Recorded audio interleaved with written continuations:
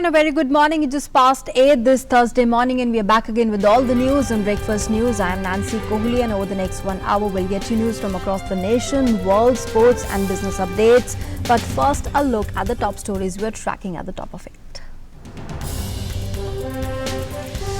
Prime Minister Modi hails the BRICS for driving economic growth and pulling crores of people out of poverty despite the global slowdown. Addressing the BRICS Business Council in Brasilia, Prime Minister Modi says the political stability, predictable policy and business-friendly reforms have made India an open and investment-friendly economy. Brazilian President Jair Bolsonaro accepts Prime Minister Modi's invitation to be the chief guest at Republic Day event 2020. Prime Minister Modi welcomes President Bolsonaro's decision to grant visa-free travel to Indian citizens.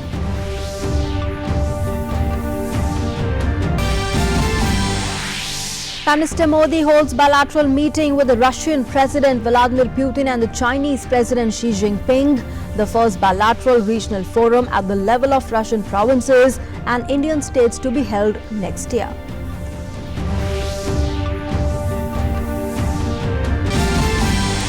In an exclusive conversation with Doordarshan News, new Development Bank Chief KV Kamath says India and China can serve as the engines of growth in the BRICS grouping. Supreme Court set to deliver key judgments today. The decisions expected in review petitions related to the Rafale purchase and the women's entry into the Sabrimala temple. On the Maharashtra political crisis, the BJP National President Amit Shah denies the opposition's charge of not being given enough time to form the government. Adds that those having numbers can approach the governor. Smoke shrouds Delhi NCR again. Schools shut till Friday. Pollution level spikes in other North Indian cities as well. And the US House launches the first public hearing of Donald Trump's impeachment investigations. A top diplomat and important witness testifies that Trump asked about investigations into Democratic rival Joe Biden. Our top story, Prime Minister Modi spoke at the BRICS Business Forum, highlighting the significant contribution of BRICS businesses in fueling the growth, the engine of global growth. Calling for increased cooperation to achieve ambitious targets for the intra-BRICS trade, the Prime Minister invited partner countries to invest in India. Here's more. Prime Minister Narendra Modi, who arrived in Brasilia to attend the 11th BRICS Summit, addressed the BRICS Business Council. Listing India's achievements over the last 5 years, he invited companies from BRICS partner nations to invest in India. Bharat में political stability, predictable policy और business friendly reforms के कारण दुनिया की सबसे open और investment friendly economy है। 2024 तक हम भारत को $5 ट्रिलियन की इकोनॉमी बनाना चाहते हैं। सिर्फ इंफ्रास्ट्रक्चर में ही $1.5 ट्रिलियन निवेश की आवश्यकता है। भारत में असीम संभावना है, अनगिनत अवसर है। इनका लाभ उठाने के लिए मैं ब्रिक्स देशों के बिजनेस को आमंत्रित करता हूं कि वे भारत में अपनी मौजूदगी बनाएं और बढ़ाएं। PM urged BRICS leaders to deliberate on a social security agreement. He said that all 5 nations should set ambitious targets for intra-trade and investment. Intra-BRICS business को आसान बनाने से परस्पर व्यापार और निवेश बढ़ेगा। हम 5 देशों के बीच टैक्स और कस्टम्स प्रक्रियाएं सरल होती जा रही हैं। ब्रिक्स बिजनेस फोरम से मेरा अनुरोध है कि वह इस प्रकार उत्पन्न अवसरों का पूरा लाभ उठाने के लिए जरूरी बिजनेस पहलों का अध्ययन करें। Expressing satisfaction at the growth of BRICS nations, PM Modi said that nearly half of the contribution to global economic development comes from these 5 countries. विश्व में मंदी के बावजूद ब्रिक्स देशों ने आर्थिक विकास को गति दी है, करोड़ों लोगों को गरीबी से बाहर निकाला है और टेक्नोलॉजी तथा इनोवेशन में नई नई सफलताएं हासिल की हैं। अब ब्रिक्स की स्थापना के 10 साल बाद भविष्य में हमारे प्रयासों की दिशा पर विचार करने के लिए यह फोरम एक अच्छा मंच है। Prime Minister Modi also made an appeal to the private sector to join and support the human resource-centric efforts like the Innovation BRICS Network and BRICS Institution for Future Networks that will be discussed on Day 2 of the BRICS Summit. Outlining the complementarities of all 5 countries, Prime Minister suggested that 5 such areas be identified before the next summit. The BRICS Business Forum was an interesting platform wherein leaders from the 5 different nations who come from different political structures and ideologies were speaking in one language, and that was cooperation and trade and economic growth together. Prime Minister Narendra Modi also pitched hard for more investments in India, and his USP was political stability and predictable policies. With Sudhakar Das and cameraman Praveen Johar, Aisha Khanam, DD News, Brasilia. And Prime Minister Modi held bilateral meetings with the Russian President Vladimir Putin, the Brazilian President Bolsonaro, as well as Chinese President Xi Jinping on the sidelines of the 11th BRICS Summit. The Brazilian President Jair Bolsonaro has accepted Prime Minister Modi's invitation to be the chief guest at the Republic Day celebrations 2020. In the first meeting after RCEP, Prime Minister Modi hailed the relationship he shares with President Xi that has now matured into a relationship of trust and friendship. Prime Minister Modi and President Putin decided that the first bilateral regional forum at the level of Russian provinces and Indian states will be held next year to dismantle the barriers of trade at the regional level. Here are the details.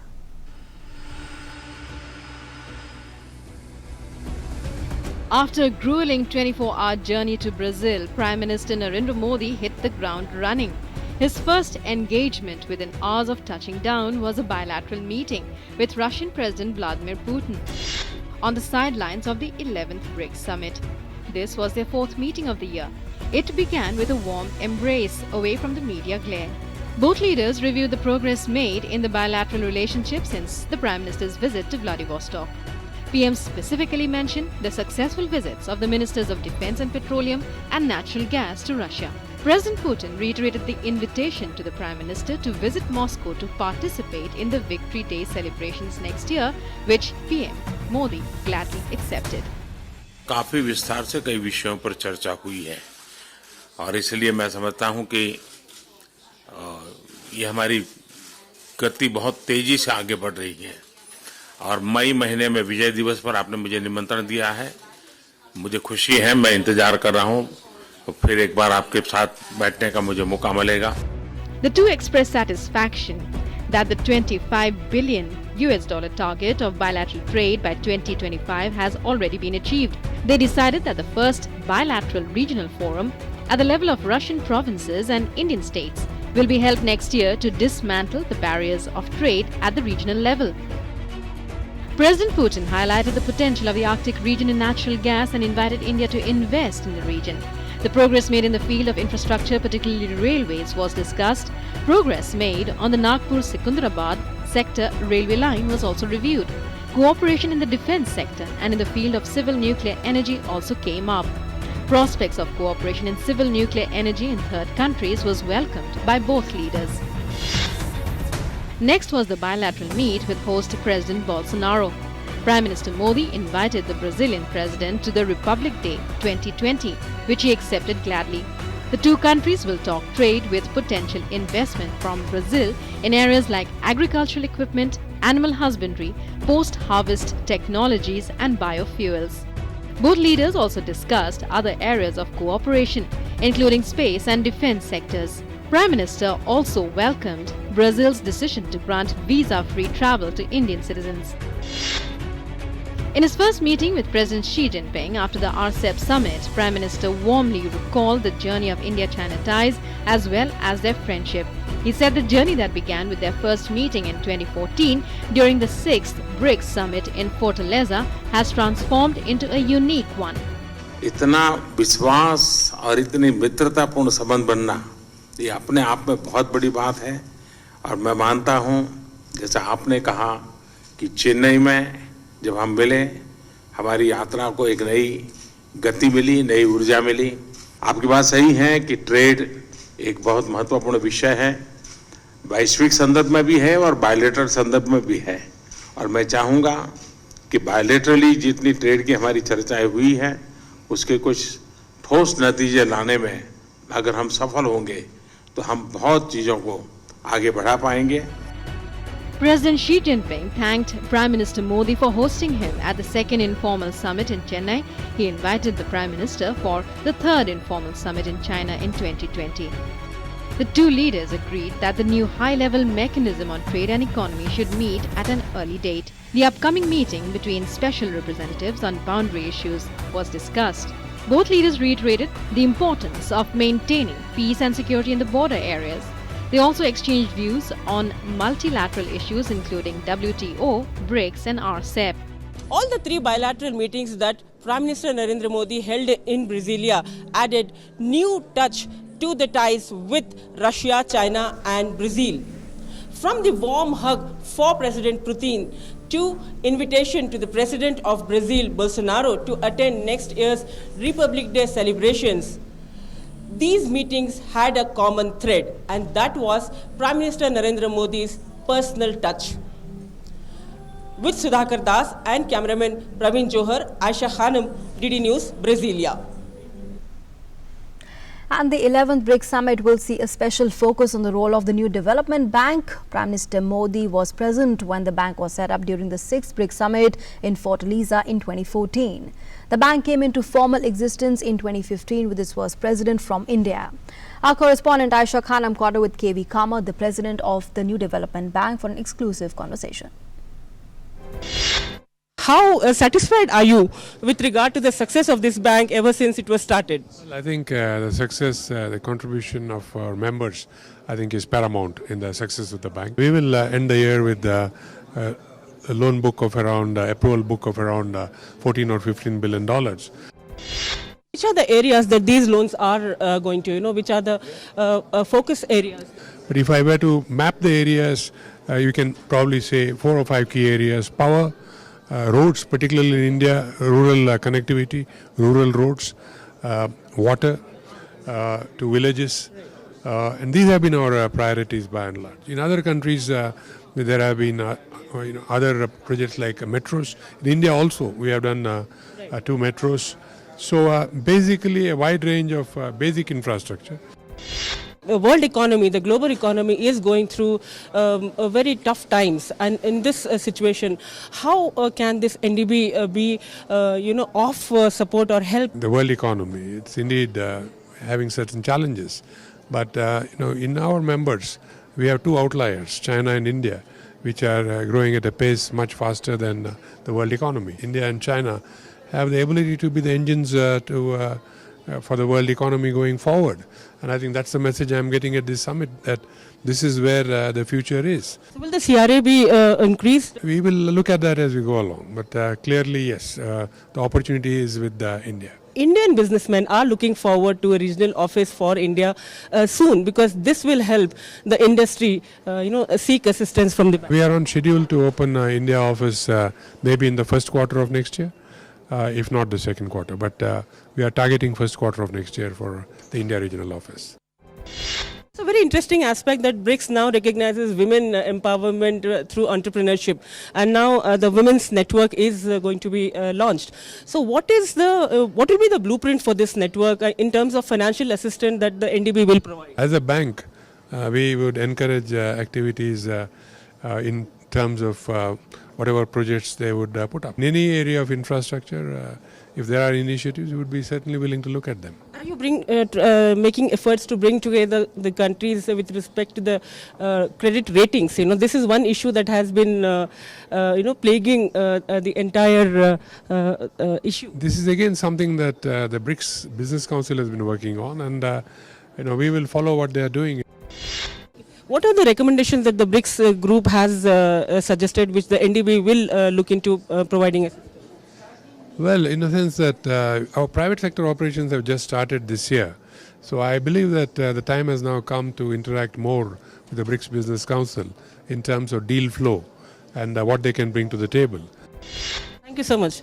That was Mr. K.V. Kamath talking about the NDB, and as he says, the NDB is optimistic about its role in shaping the economy of the 5 BRICS nations.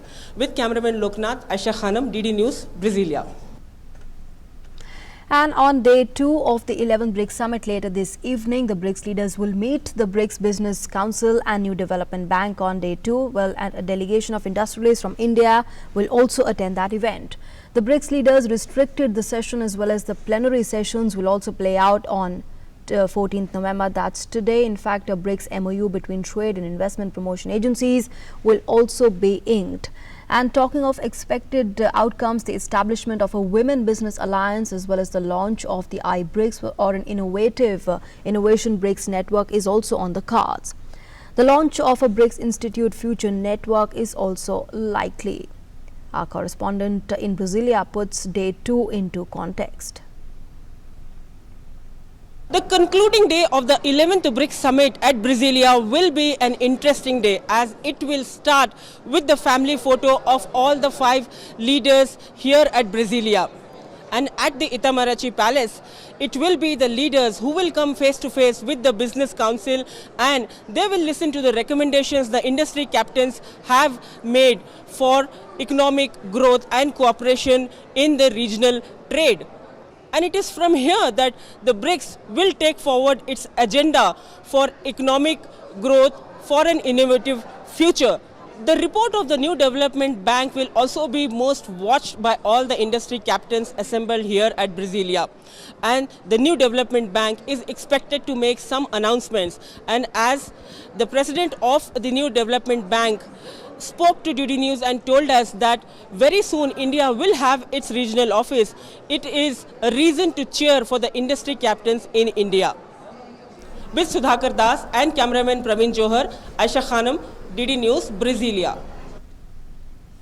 And news now from back home. Well, today is another big day in the Supreme Court where the verdicts will be delivered on the review petitions in the Rafale purchase and the Sabrimala temple matters, apart from the contempt plea against the Congress leader Rahul Gandhi. The Chief Justice of India, Ranjan Gogoi, is set to retire on 17th November.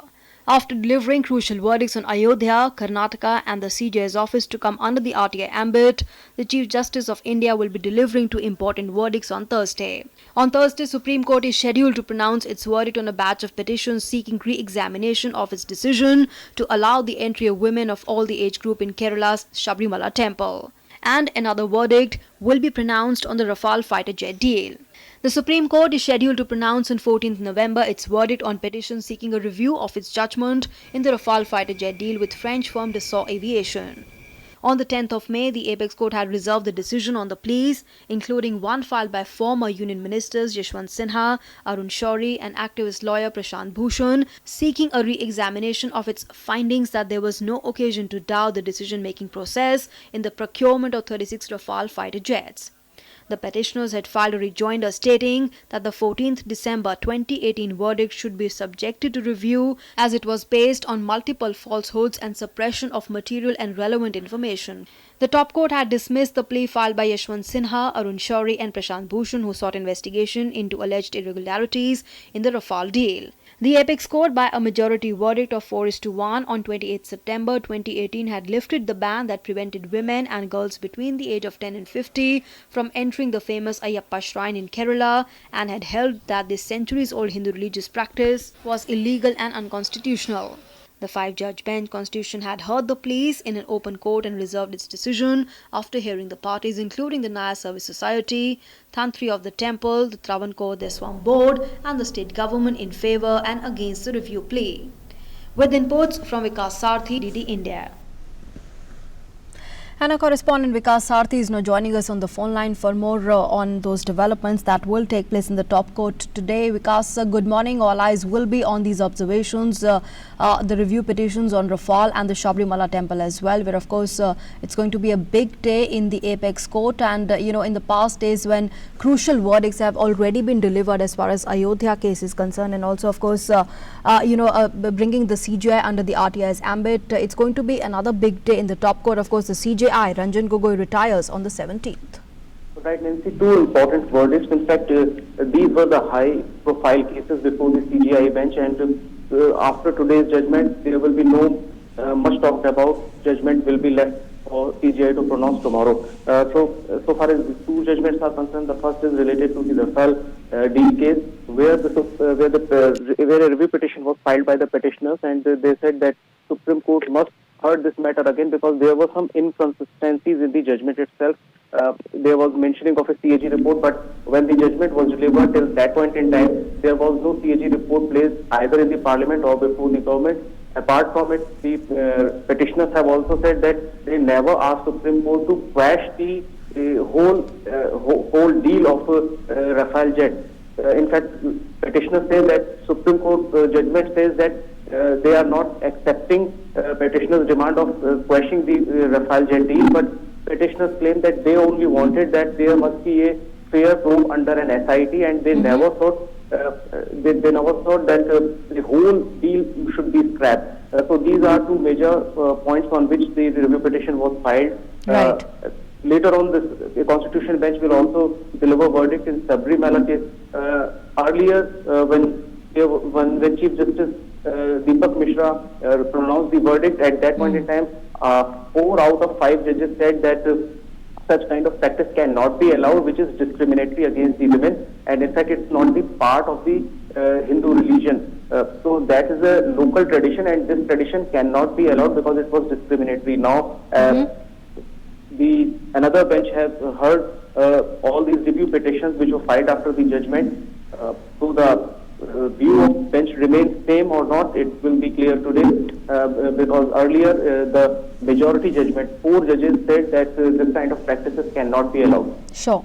All right, Vikas, thanks very much for joining us for the moment and sharing all those inputs. We'll, of course, be keeping a very close track with you through the day today, and, of course, there at the top court when these verdicts will be delivered at around 10:30 this morning. And moving on now, in another significant decision, the Supreme Court on Wednesday upheld the disqualification of the 17 Congress JDS MLAs of Karnataka, but allowed them to contest the upcoming by-polls on the 5th of December. The apex court struck down the portion of the order of the then Speaker K.R. Ramesh Kumar by which the legislators were disqualified till the end of the term of the 15th Karnataka Assembly. The court said if elected in by-polls, these disqualified MLAs can become ministers or hold public office. The apex court also said that a speaker is not empowered to disqualify a member till the end of the tenure of the assembly.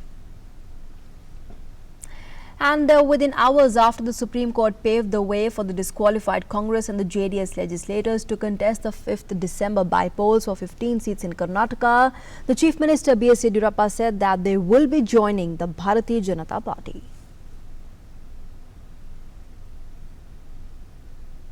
All those who have resigned JDS and Congress MLAs, the Supreme Court decision we are going to welcome. Tomorrow by 10 o'clock, they want to come and join Bharatiya Janata Party. Our President is going to receive them, and the membership will be given tomorrow. Bharatiya Janata Party membership will be given tomorrow. And meanwhile, the poll panel, the Election Commission of India, has announced that the by-polls to 15 Karnataka Assembly seats will go on as per notified schedule. In view of the ongoing matter before the Supreme Court, the poll panel on 27 September had extended the period of election and notified the date of restarting of the nomination from 11th November. The candidates can file their nominations by 18th November. And all the submitted nominations, including those submitted between 23rd September and 27th September, will be taken up for scrutiny on 19th November. The polling will be held on 5th December and the counting will take place on the 9th of December. Moving on now, a series of meetings were held by the senior leaders of the Congress and the NCP in Mumbai to finalize a common minimum program before any deal is sealed with the Shiv Sena on the government formation in the state. Meanwhile, the BJP National President Amit Shah has said that the Maharashtra governor has not denied chance to any party to form the government in the state after the assembly elections. He added that if any party does have the numbers, then they can approach the governor to stake claim. Amid the power tussle in Maharashtra, BJP President Amit Shah slammed estranged ally Shiv Sena over its demand of the chief ministerial post. Speaking on the collapse of the alliance with the Shiv Sena, he said that during the assembly election campaigning, Prime Minister Modi and he himself had said many a time that Devendra Fadnavis will be the chief minister if the alliance secured a majority. हम तो तैयार थे शिवसेना के साथ सरकार बनाने के लिए, मगर शिवसेना की कुछ चीजें ऐसी थी जो हम मान नहीं सकते हैं। पहले से था सार्वजनिक प्रचार में मैंने कम से कम 100 बार कहा, प्रधानमंत्री जी ने कई बार कहा और स्वयं देवेंद्र फडणवीस ने कई बार कहा कि अगर हमारी युति की सरकार आती है, बहुमत आता है तो मुख्यमंत्री देवेंद्र फडणवीस बनेंगे। किसी ने कॉन्ट्राडिक्ट नहीं किया। अब कुछ नई शर्तें आती हैं तो हमारे लिए इस पर हमारा रिजर्वेशन भी है। पार्टी उचित समय पर इस पर विचार करेगी। Over the Maharashtra governor's role in recommending president's rule in the state, Amit Shah said that no party has been denied a chance to form the government. राष्ट्रपति शासन लगाने की प्रक्रिया पर जो विपक्ष की प्रतिक्रियाएं हैं, मैंने पूरी सुनी है। ये एक कोरी राजनीति है, इसके अलावा कुछ नहीं। आज भी वो इकट्ठा होकर अभी जा सकते हैं राज्यपाल के पास। अगर संख्या है तो संख्या बतानी पड़ेगी।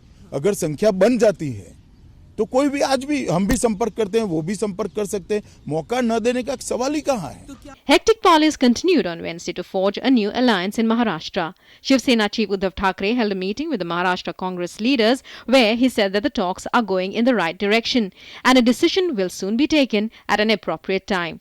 However, Maharashtra Congress chief Balasaheb Thorat described the meeting with Thackeray as only a courtesy call. ऐसा कि हम मिलते हैं यही सकारात्मक है। हम मिलते हैं, बैठते हैं, इसमें सकारात्मकता है। और क्या चाहिए? The actual problem, it is said, lies in the Congress NCP camp, as they have not yet decided on forging an alliance with the Shiv Sena with regard to government formation. NCP leader Ajit Pawar has added fuel to the fire, saying that the bone of contention is distribution of posts and portfolios among the allies.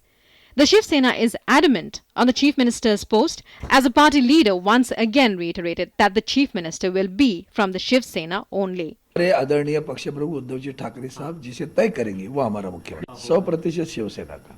President's rule was imposed in Maharashtra on Tuesday evening after Governor Bhagat Singh Koshyari in a report to the centre stated that formation of a stable government was impossible in the current situation, despite all efforts drawing flag from non-BJP parties. With Mumbai Bureau, DD India. And news now from the national capital. Delhi's air quality has hit severe levels today as the air quality index has gone up to 465. That's according to the Central Pollution Control Board's data. And according to today's forecast, there is a total of 14% share of external biomass in the increase of Delhi's pollution. This external biomass comes from stubble burning, which has contributed significantly to air pollution in Delhi this year, with the share of the farm fire smoke in particulate matter peaking to this week's highest at 25%, that was yesterday. The board has also stressed the need to quickly and heavily invest in the public transportation to reduce the vehicular emissions.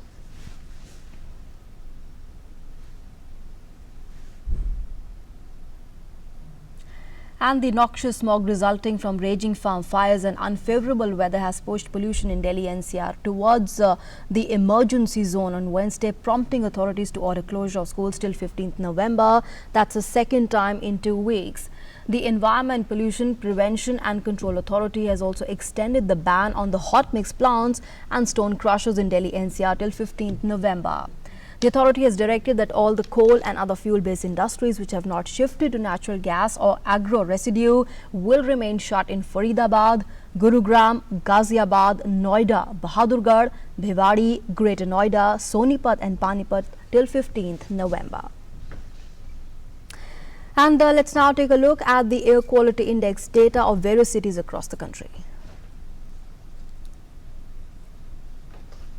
Well, there you have it. Delhi at 464 severe, Noida at 481 again in the severe category, Ghaziabad witnessing 482 AQI severe again, and Faridabad remains at 448, that's again severe in fact category. Well, we do hope that all of us do our bit to make sure that this situation of emergency and the worsening air quality is controlled and contained at the very earliest. There you are seeing those Really very tragic, terrible numbers there. Gurugram 438, Rohtak at 398, Hisar 450, Chandigarh remains at 205. Lucknow witnessing 347, Kanpur at 403, Meerut 313, Patna very poor at 391.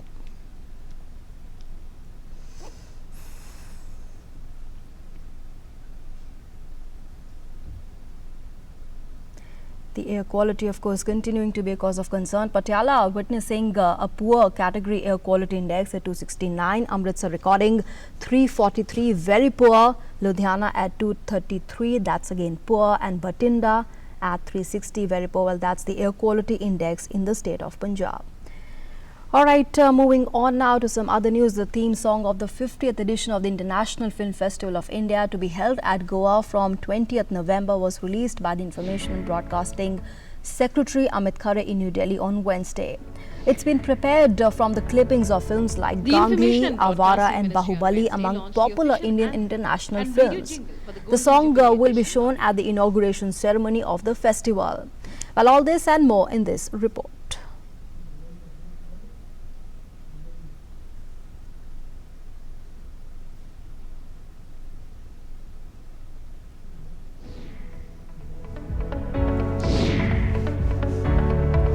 The Information and Broadcasting Ministry on Wednesday launched the official anthem and radio jingle for the Golden Jubilee edition of the International Film Festival of India, scheduled to take place in Goa from November 20th to the 28th. Yato hasta tato drishtihi. Yato drishtihi tato manaha. Yato manaha tato bhavaha. Yato bhavaha tato rasaha. The anthem, inspired by the 9 rasas or emotions of the Natya Shastra and an amalgamation of scenes from prominent movies and dance mudras, has been developed by noted dancer Geeta Chandran and Grammy Award-winning composer Ricky Cage. The audio visuals of the anthem have been directed and produced by National Film Development Corporation of India under the guidance of INB Ministry and the Directorate of Film Festivals. IFI का 50वां अंक है, स्वर्ण जयंती अवसर है। इस अवसर पर जो थीम सॉन्ग है उसको तैयार किया गया है और इसमें एक बहुत बड़ी भूमिका पद्मश्री गीता चंद्रन जी की और यहाँ उपस्थित उनके सहयोगी रिकी केज जी की रही है। फिल्म और फिल्म महोत्सव भले ही आधुनिक समय की देन हो, लेकिन नाट्य की परंपरा, गीत और संगीत की परंपरा हमारे देश में ऐतिहासिक है, हजारों वर्षों से चली आ रही है। The 50th International Film Festival of India 2019 will witness over 200 films from 76 countries, with a screening of 26 feature films and 15 non-feature films in the Indian Panorama section. Around 10,000 people and film lovers are expected to attend and participate in the Golden Jubilee edition. The anthem was decided based on the guidance that we received, and yes, hats off to NFDC. They put the act together and everyone has seen it, and bringing a new concept altogether, linking culture to movies, to dance, to ragas, to music. I think it reflects the vibrancy of cinema very well, and as to how you want to take it forward. I mean, it's a different approach altogether. And the important thing is that yes, it's the 50th IFI, so you need an anthem which is not the rigmarole of the ordinary, but something which catches the eye and attention of people to take the whole cinema movement or the joy of cinema forward. So that's what the anthem is all about. This edition will also see the launch of a number of new categories of awards. Rajnikant, legendary actor, will be honoured with a special award, Icon of Golden Jubilee of IFI, while French actress Isabelle Huppert will be conferred the Lifetime Achievement Award. The 50th edition will also showcase 50 films by women directors and 200 foreign films, of which 24 are in the race for Oscar nominations. With Jaya Sinha, DD India. The 39th edition of the India International Trade Fair will begin in New Delhi from today. The theme for this edition of the fair is Ease of Doing Business. The first 5 days will be reserved for business and the fair will be open to general public from the 19th of this month. Several countries including Australia, Iran, the UK, Vietnam, Bahrain, Bangladesh, Bhutan, China, Egypt, Hong Kong, Indonesia are all participating in the 14-day trade fair. This year, the status of partner country has been accorded to Afghanistan and South Korea will be the focus country. Bihar and Jharkhand will be the focus states at the fair. India has slammed at Pakistan's juvenile propaganda over the Supreme Court's historic verdict on the Ayodhya issue, saying the fabricated lies is interference in India's internal affairs. Addressing the 40th UNESCO General Conference General Policy Debate, the Indian official representative to UNESCO in Paris said that India condemned the unwarranted comments made by Pakistan on the judgment made by the Supreme Court. Mr. President, my delegation takes the floor to exercise its right of reply to refute Pakistan's juvenile propaganda to malign India through fabricated lies full of deceit and deception. We condemn the unwarranted comments made by Pakistan on the judgment of the Supreme Court of India. The judgment is about the rule of law, equal respect for all faiths, concepts that are alien to Pakistan and its ethos. Remarks came after Pakistan's Education Minister Shafqat Mahmood has expressed his dismay at the Indian Supreme Court's decision on Babri Mosque, which he said was not in line with UNESCO's values of religious freedom. And in her concluding remarks, the official said that the global community certainly does not need Pakistan, that's a hub of global terror, to be waxing eloquent on internal affairs of India. UNESCO's membership is well aware of its constitution, which states that, with a view to preserving the independence, integrity, and fruitful diversity of the cultures and educational systems of the member states of the organization is prohibited from intervening in matters which are essentially within their domestic jurisdiction. Sadly, in flagrant violation of UNESCO's constitution, its ethos, mandate, and practices, Pakistan's intervention did precisely that. Pakistan's intervention is an interference in India's internal affairs. It is unacceptable and we reject it. All right, so once again a strong reply coming from India there to Pakistan on the internal affairs of India.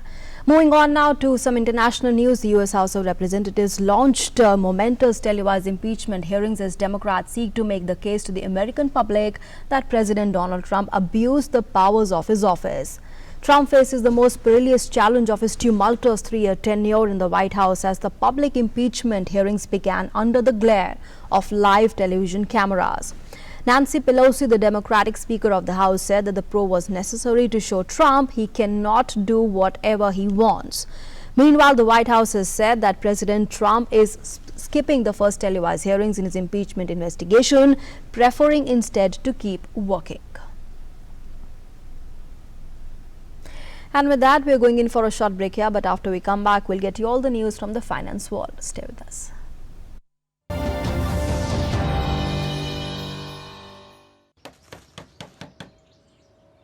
लगता है house warming में सबको impress करके छोड़ोगी। तुम अपने काम पे ध्यान दो। जी मैडम।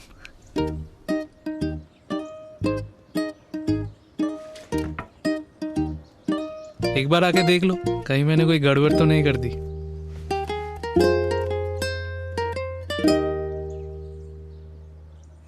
सिर्फ मेरा नाम क्यों? अरे जिसने घर खरीदा है उसी का नाम होना चाहिए ना। और फ्रेंड्स क्या कहेंगे? फ्रेंड्स कहेंगे कि काश अपनी बीवी भी ऐसी होती। पिछले 100 सालों से ऐसी हर अच्छी शुरुआत का साथ दे रहे हैं हम और हमारी new age banking services union bank of India. Welcome back, and let's now go across to my colleague Anchal for the news from the finance world.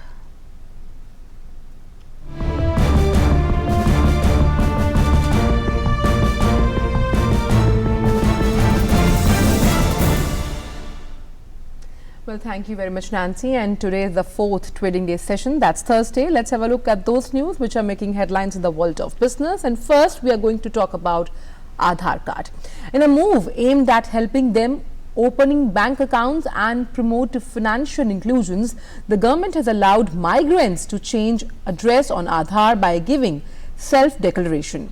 It allows a person with Aadhaar number for identification which wants to provide address different from what is available in the central identities data. He may give a self-declaration to that effect from the reporting entity, it said. Therefore, it was a long-standing demand to ease address change rule. The decision will help the migrant workers who have address of their native place in Aadhaar but wants a bank account with their current address where they are living for work purpose. Now, news from Facebook. Facebook has launched a new payments system that will work across its app ecosystem, Facebook, Messenger, Instagram and WhatsApp. It will begin rolling out on Facebook and Messenger this week in the US for fundraisers, in-game purchases, event tickets, person-to-person payments on Messenger and purchases from select pages and businesses on Facebook Marketplace. In India, Facebook is aiming to launch WhatsApp Pay, a peer-to-peer payment system, soon. Around 75% of investors in India trust gold more than currencies, compared to 69% in China, World Gold Council's Consumer Reach report stated. The WGC launched its new consumer research report highlighting opportunities for gold for those working in both retail, investment and jewelry markets. More than two-thirds, that is 67% of all retail investors, believe that gold is a good safeguard against both inflation and currency fluctuations, and 61% trust gold more than flat currencies. And that's all we have in this edition of Finance World. Back to Nancy for more other news updates. Thanks, Anjal, for joining us and sharing with us the finance world. Let's now move on, take a look at some sports news now. And well, the second leg of Bangladesh's tour of India kicks off today with the first match of the two-match test series scheduled to be played at the Holkar Cricket Stadium in Indore. After being edged out in the T20 series, Bangladesh is expected to face a stern test in the series against the #1 ranked test side in the world. India have been in prime form on home soil, winning their last 11 consecutive test series in India. India, who thrashed Bangladesh in the T20 series 2-1, will look to continue their dominance in the test format when they face Bangladesh in the first test of the two-match series in Indore on Thursday. India in their last test series thrashed South Africa to complete a series sweep, while Bangladesh lost the one-off test against Afghanistan in their last outing in the longest format of the game. For India, Virat Kohli will return to lead the team after being rested for the T20 series. The series opens in Indore, but the buzz and the talk has been consistently centered on the second game in Kolkata, which will be played under lights, a historic first for both the teams. India's premier batsmen Virat Kohli, Ajinkya Rahane and Cheteshwar Pujara have 50+ tons collectively between them, and it will be one hell of a task for Mustafizur Rahman, Taizul Islam and Mehdi Hassan to stop this lineup. And before these three even come into play, Bangladesh will have to deal with the openers Mayank Agarwal and indomitable Rohit Sharma, who can make mincemeat of their bowling attack. The track at the Holkar Stadium has always been a batting paradise with short side boundaries, but there is bounce on offer. Mohammad Shami and Umesh Yadav are certainties in the pace lineup, while Ravindra Jadeja and Ravichandran Ashwin are expected to make the squad. Considering the bounce on offer, Ishant Sharma as a third pacer has more chance than the wrist spinner Kuldeep Yadav. Not to forget that Bangladesh in their last test match under mercurial Shakib's leadership lost to Afghanistan in a one-off test match. Shakib was ousted from this series owing to a 2-year suspension for failing report corrupt approaches to the ICC.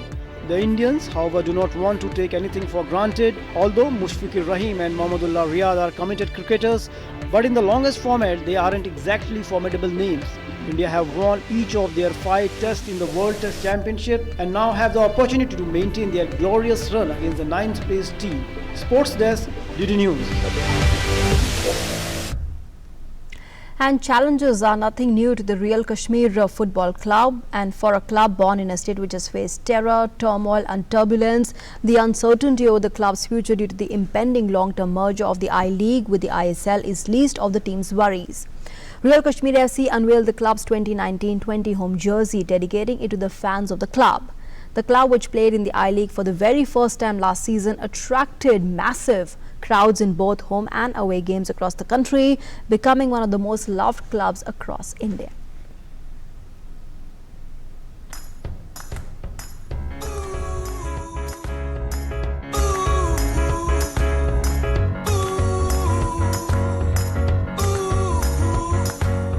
The rise of Real Kashmir, a club formed in the aftermath of the devastating Srinagar floods in 2014, has been the most heartwarming story of Indian football in recent years.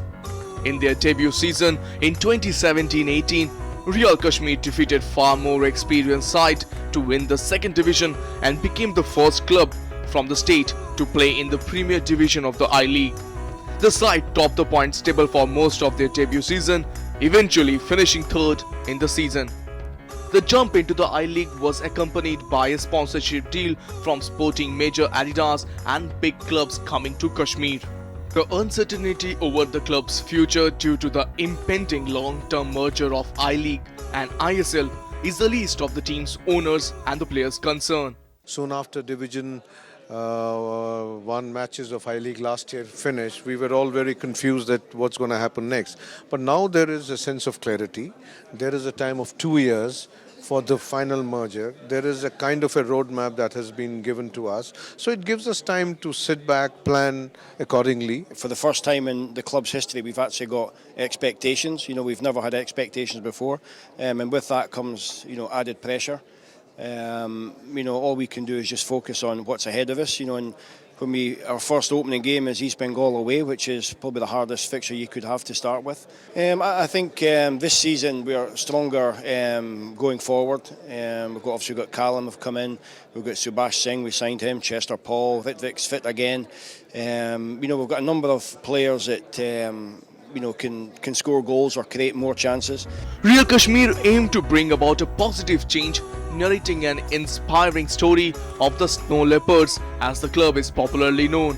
The story has redefined the Real Kashmir, with football at the catalyst for change. Situation तो काफ़ी ज़्यादा better है और हमारी जो academies है, जैसे अभी धीरे धीरे हमारी एकेडमीज़ आ रही है, SFA आ रहा है, रियल कश्मीर अंडर-18 है, लोन स्टार के जो एकेडमी, तो अभी सबका यही है कि अभी हम सीनियर टीम में जाएं, हार्ड वर्क करें और सीनियर टीम में जाएं. And Real Kashmir, what they're doing on the ground as a club in terms of the passion that they drive, the energy that they drive, the intensity that they drive with the sport, and most importantly, the hope that they drive. It was just such a beautiful story for us. It did make complete sense for us to be connected with the club and to say this is it, this is our story, and this is the story that as a brand, Adidas as a brand should be associated with and make it bigger. So it was not rocket science at the end of the day. The result has been unexpected. The team has scaled unprecedented heights, and despite playing in extreme temperatures and having faced numerous challenges, they are now a serious title contender. Tapush Bhattacharya's report, DD News, Delhi. Today is the birth anniversary of the first Prime Minister of India, Pandit Jawaharlal Nehru. The day is being celebrated as Children's Day. Prime Minister Modi in a tweet has paid tributes to Pandit Nehru. Prominent personalities from all walks of life visited the Samadhi of Pandit Nehru at his Samadhi, the Shanti Wan, and paid tributes to the first Prime Minister on his birth anniversary today.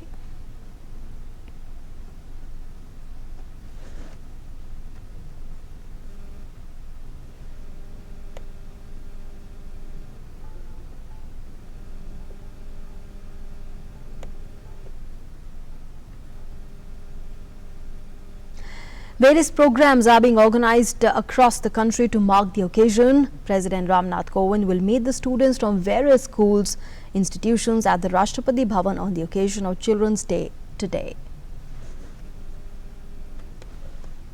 And moving on now, Mission Indradhanush, that's an immunization drive launched by the central government, is aimed at full immunization coverage of children in the country. It covers children under the age of 2 years along with women against 8 vaccine-preventable diseases including polio, tuberculosis and pneumonia. The mission aims at achieving and maintaining full immunization across the country. Like the people of Vellore in Tamil Nadu, people across the country are benefiting by this great initiative. Let's take a look at this ground report.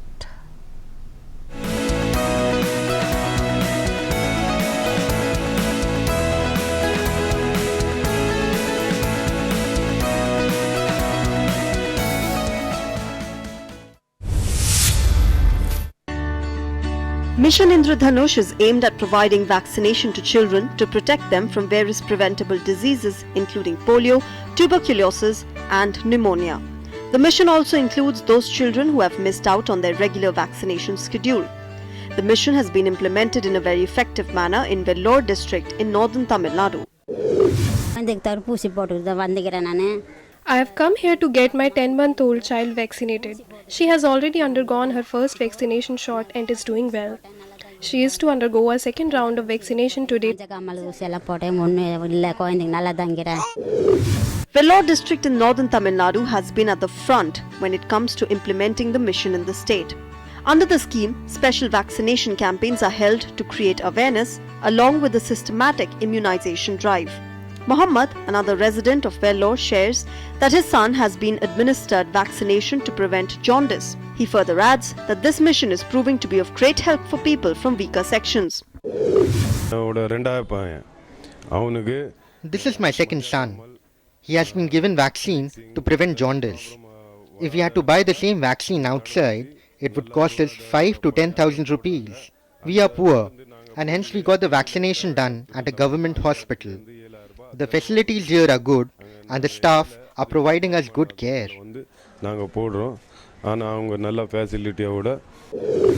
This campaign has resulted in increased awareness among the common man. As a result, the district is fast approaching 100% coverage of the target categories for immunization. Bureau Report, TT News.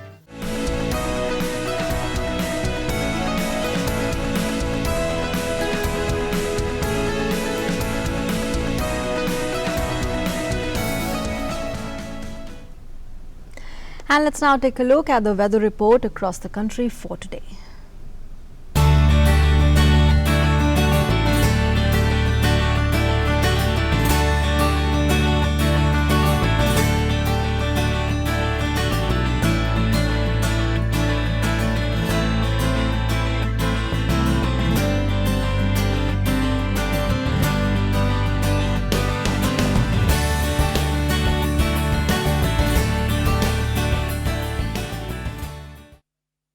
And with that, it's a wrap on this edition of the Breakfast News. But before we go today, we are leaving you with the glimpses of the famous Pushkar Mela of Rajasthan. Take a look at that and we wish you a great day ahead. Thanks for being with us.